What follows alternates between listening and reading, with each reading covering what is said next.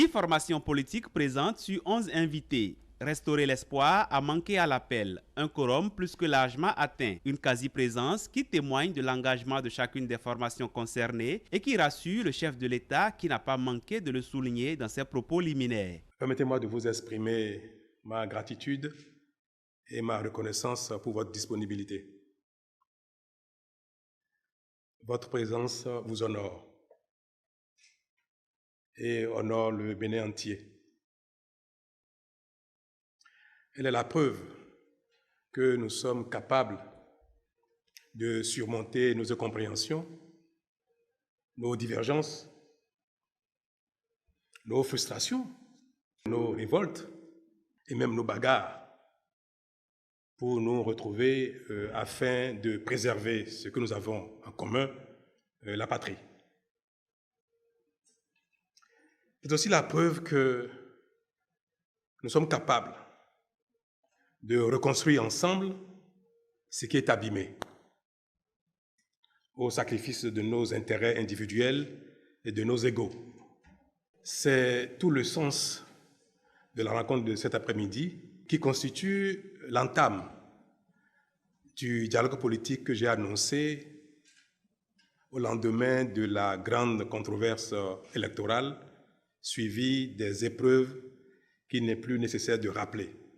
Une rencontre du président de la République, Patrice Talon, avec non pas toute la classe politique béninoise, mais seulement 11 partis politiques. C'est une rencontre qui constitue la première de toute une série à venir et qui permettra au Bénin de retrouver toute la sérénité qu'on lui connaît sur le plan politique. Une rencontre donc avec des objectifs précis et clairs. Pour l'étape d'aujourd'hui, je n'ai invité que les formations politiques en attente ou en souffrance de personnalité juridique.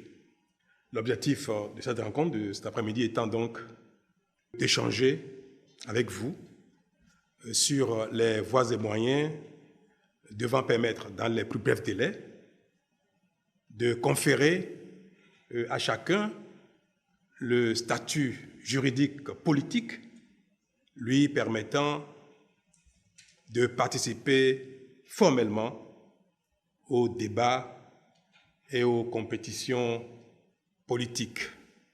À la prochaine étape, c'est tous les partis politiques régulièrement constitués qui seront invités à nos échanges pour évoquer et convenir ensemble des retouches nécessaires à apporter à la charte des partis politiques et au code électoral. Et bien sûr, sans remettre en cause la nécessité de réformer notre système partisan. L'ambiance de convivialité et de sincérité qui a prévalu lors des échanges est un gage de paix future. À la fin de la rencontre, un chronogramme a été retenu de commun accord pour que le ministère de l'Intérieur aide les partis en souffrance de personnalité juridique à se conformer.